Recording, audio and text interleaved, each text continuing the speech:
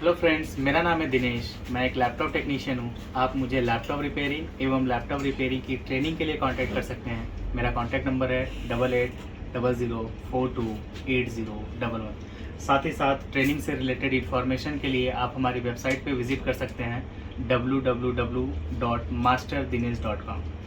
So friends, इसी video में आज हम लोग सीखेंगे एक मदरबोर्ड है डेल का, जिसका पार्ट नंबर है LA-B012P। इसे नॉन ग्राफिक कैसे कन्वर्ट करते हैं, ठीक है। सो नॉन ग्राफिक कन्वर्ट करने के लिए सबसे पहले ये देखा जाता है कि जो ग्राफिक कार्ड के लिए जो VGA कोर हैं उनकी सारी पावर्स हमें डिसेबल करनी होती हैं।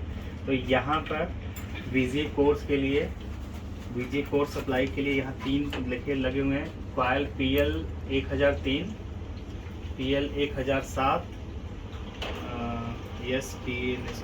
PL1002 ये है, 1, 2 और PL1300, ये तीनों कॉइल इसमें रिमूव करना होगा। साथ के साथ यहाँ पर VGA से रिलेटेड ही पावर है PL1101, ठीक है। और इस रेगुलेटर से, इससे रिलेटेड इसकी IC यहाँ पर है PU1100, और इस कॉइल से रिलेटेड इसकी IC PU1300। साथ के साथ इन दोनों कॉइल से रिलेटेड, इस और इस कॉइल से रिलेटेड जो IC है मेन गेट कंट्रोलर इनकी, ये IC, इतना तो इधर निकालना होगा, ठीक है। साथ के साथ हम इसकी ग्राफिक चिप भी हटा देंगे। ग्राफिक चिप और जो इसकी VRAM मेमोरी होती है।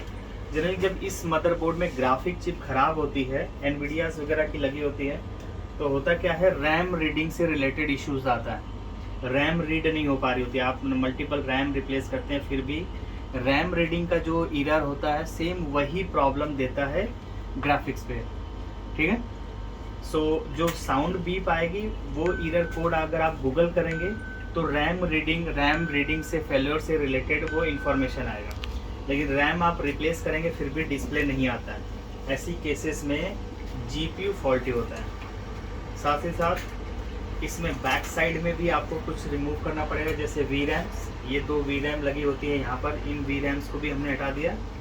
और स्कीमेटिक के अकॉर्डिंग इसमें आप एक बार उमा लिख करके सर्च मारिए। देखिए ये हमने खोल रखा है, ठीक है। स्टार्टिंग में ही अगर आप देखेंगे उमा लिखा हुआ, तो यहाँ पर एक चेंजेस करने के लिए आता है प्रोसेसर के पास, ठीक है ना। 3 वोल्ट की सस्पेंड सप्लाई, VS सप्लाई आपको देनी होती है प्रोसेसर को, ठीक है। पहले कंडीशन में जब ये नॉन ग्राफिक के साथ होता है तो नीचे RC99 कनेक्टेड होता है, RC100 अनकनेक्टेड होता है, ठीक है। जब नॉन ग्राफिक कन्वर्ट करते हैं तो RC100 को यहाँ पे कनेक्ट करना पड़ता है और RC99 को रिमूव करना पड़ता है। तो सीधे सीधे ये रजिस्टर यहाँ से शिफ्ट कर लेते हैं।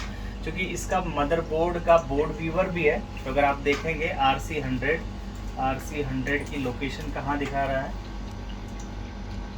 ये प्रोसेसर के जस्ट बगल में है, यहाँ पे। यहाँ से 4th पोजीशन से हमने हटा करके, ये 99 का पोजीशन था, यहाँ से हटा करके हमने यहाँ पे रजिस्टर लगा दिया सीधे सीधे। दूसरा, एक ID से रिलेटेड भी, अगर उमा नेक्स्ट कर रहे हैं आप तो ID से रिलेटेड सेटिंग भी आएगी। देखिए नेक्स्ट करिए, यहाँ पे बोर्ड ID की पोजीशन में RE3 RE5, तो RE1 उमा की कंडीशन में RE5 भी लगा होना चाहिए 100K का RB। ये जो रजिस्टर है RE5, तो RE5 की लोकेशन आप सर्च करेंगे RE5, ठीक है। ये अब IO के जस्ट बगल में, बैक साइड में इसका IO होता है, ये IO और ये बीच वाला रजिस्टर, इसको लगाना पड़ता है, ठीक है। कई बार ये बोर्ड में पहले से भी लगा होता है, अगर नहीं लगा है तो यहाँ पे 100 किलो ओम का रजिस्टर लगाना होगा, ठीक है। इस प्रकार से किसी भी मदरबोर्ड को, जनरली जैसे क्या होता है आजकल नॉन ग्राफिक कन्वर्ट करने के लिए तमाम आपके पास इमेजेस अवेलेबल हैं अलग अलग डिफरेंट वेबसाइट्स पे। इससे रिलेटेड मेरे पास इमेज नहीं थी, जबकि मेरे को नॉन ग्राफिक कन्वर्जन से रिलेटेड डेटा है। फिर हम एक और आइडिया ले लिया जाता है, सेम पार्ट नंबर मदरबोर्ड ढूंढ लिया जाता है ऑनलाइन, ठीक है।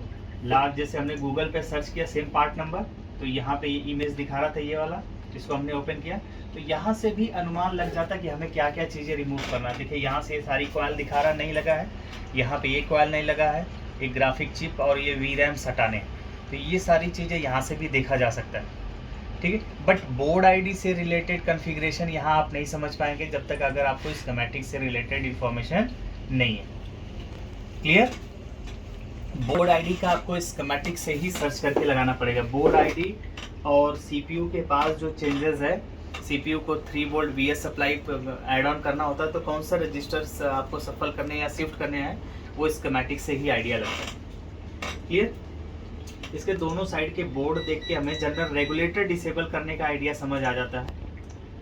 जैसे जब भी ग्राफिक्स चिप होती है, ग्राफिक चिप के लिए देखिए नए बोर्ड में क्या होता है, VGA कोर की सप्लाई कनेक्टेड होती है, 1.1 वोल्ट PCI VGA, और कई बार 3.3 volt run underscore VGA, 1.8 volt run underscore VGA conversion supply भी ग्राफिक्स में दी जाती है। वो सारी सप्लाई हमें रिमूव करना होता है।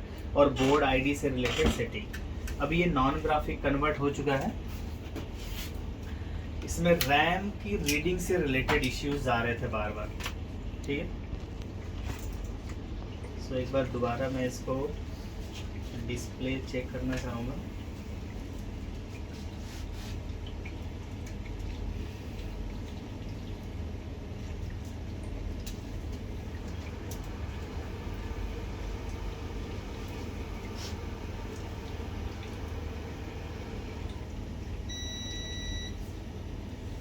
सो डिस्प्ले इसका लाइट आ गई है, डिस्प्ले आ गई, ठीक।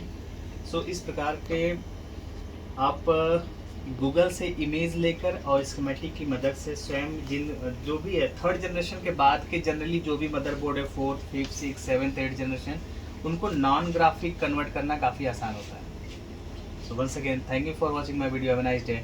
जय हिंद।